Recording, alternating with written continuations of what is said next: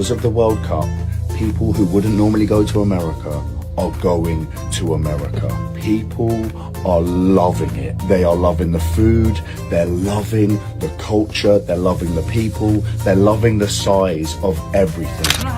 How big is it? Wow. Amazing! Hey, that's a short. I love it! Why the hell is this quesadilla the size of my head? And I've got 3 of them. The media portrays Americans as rude, lazy, all the above, and it's further from the truth. The amount of hospitality and kindness and care and pride Americans hold is truly like no other country I've been to. And everyone came up to me and said, hi, handshakes, how are you? If you have any questions about this or that, let me know. If you want to go hunting, I'll show you this. Not to mention, I've got fantastic neighbours, and they are always coming over to see if I need anything. Ignore the media, because this is the best place I've been to. I love living here. I respect the culture here, and I'm so proud. If you turn on the news, you would think this country is constantly at each other's throats.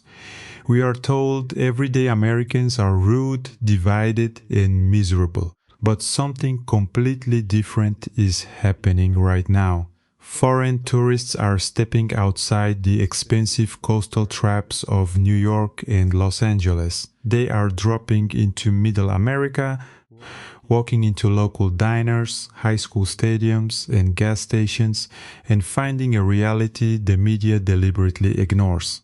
The rest of the world is suddenly realizing that the working class people holding this country together are still generous, welcoming, and proud. Despite the crushing inflation and systemic failures draining our wallets, the core of everyday American hospitality hasn't broken.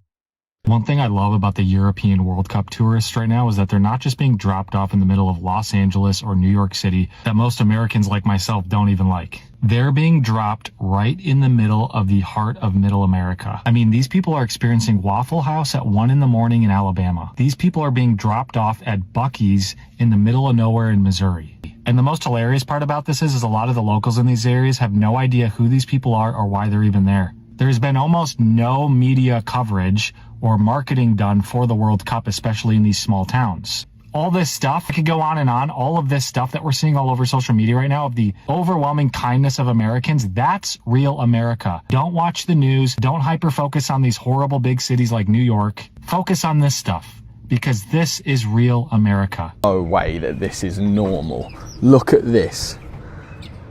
Like, this is a high school stadium. What? Do they actually fill these stadiums? Like, do people actually come for the games and actually fill these out?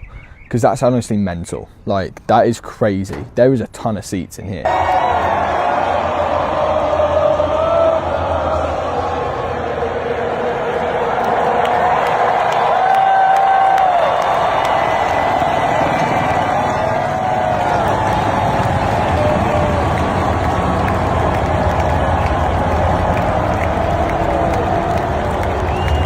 Not just any July 4th, America's 250th birthday. Honestly, whoever wrote that script deserves an Oscar. Because from a British perspective, this is an absolute disaster. Think about it. We spent years sailing the Atlantic, planting flags everywhere, wearing our red coats, telling people what to do. And then America basically looked at us and said, yeah, we're not doing that. Fast forward 250 years and they're basically having a giant birthday party, celebrating the day they left us. And we are potentially turning up to a soccer match. That's not a fixture. That's an awkward family reunion. America absolutely won this breakup. They got 50 states. Hollywood, the world's biggest economy. They did the moon landing. Meanwhile, Britain's biggest achievement this week was a train arriving roughly when it said it would. The best thing about this World Cup is that every nation outside of the US, their fans have come into the US and got to experience these like real niche,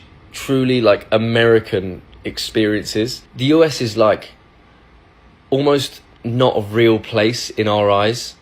It's like it is a movie. If a country was a movie, it's the US. For fans of like, you've seen all the videos of like Scotland fans taking over like Dallas or Boston or wherever and like partying with bagpipes in like the Lower East Side in New York here.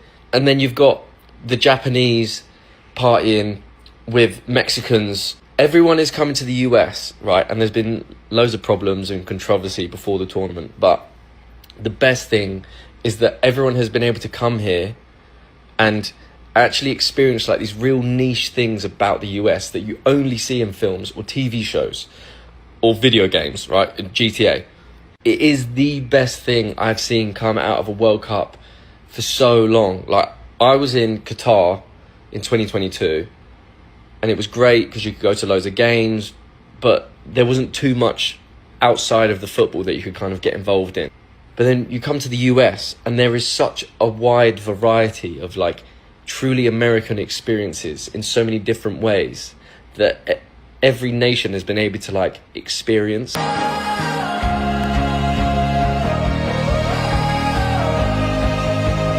Just got three things to say.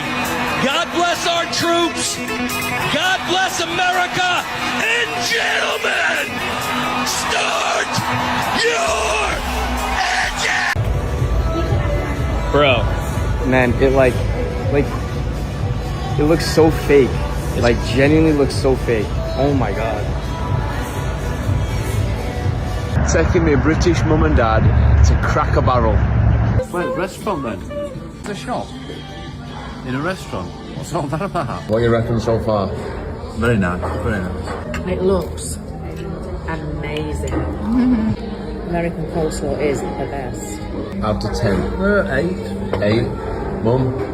I think 8, but 1 point for the gift shop. Yay. We bought you guys dinner? Yeah, I bought all of our dinners. We went to pay and the guy was like, no, it's already been paid for. They went for a beer this morning. Went up to pay for it. A lady already paid the beer for her. That is friendship. Like a 7-Eleven there, and the police, they were buying like people's food and all that. They were just so nice. You would never find that in Scotland. Are Americans representing? Is that what you're saying? 100%. Okay, good. Absolutely. So nice. Meeting expectations or exceeding? Way exceeding.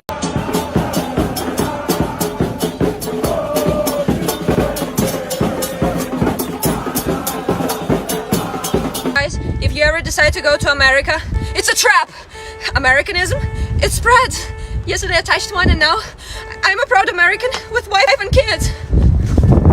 Working for a track company.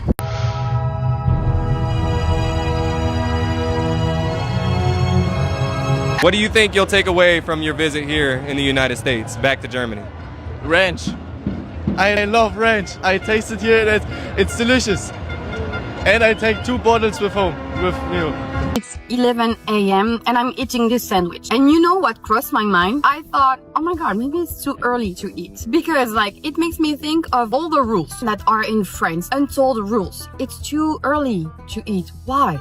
Just because. France is a land of rules. I don't give a damn. I don't give a damn. I'm like, I want to eat. I just eat. I'm like a free spirit now, you know?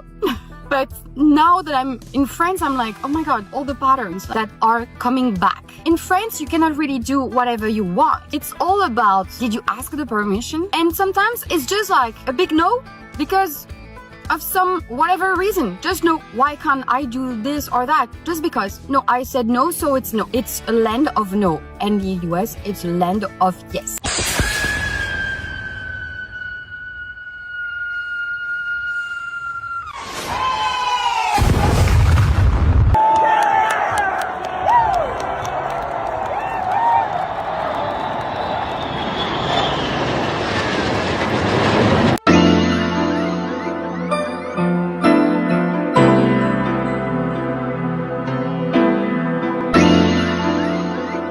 Apologies to America because their football stadiums are so much better than ours. This is the Dallas Stadium and it is absolutely incredible. It is incredibly revealing that it takes outsiders visiting from overseas to remind us of who we actually are. The corporate media and our political class profit off keeping us angry and isolated. They want you to believe your neighbor is your enemy. But when you look at these clips, you do not see a broken society. You see people buying a beer for a stranger. You see small towns showing incredible hospitality. You see communities that still have immense pride even as Wall Street and massive corporations make simply surviving harder than ever. It proves that the American spirit is not dead, it has just been pushed out of the spotlight. The people on the ground in this country are still good. The systems governing them are what is failing. What do you think it is about Middle America that still surprises people from overseas? Have you noticed this massive disconnect between the media's narrative and how everyday people actually treat each other?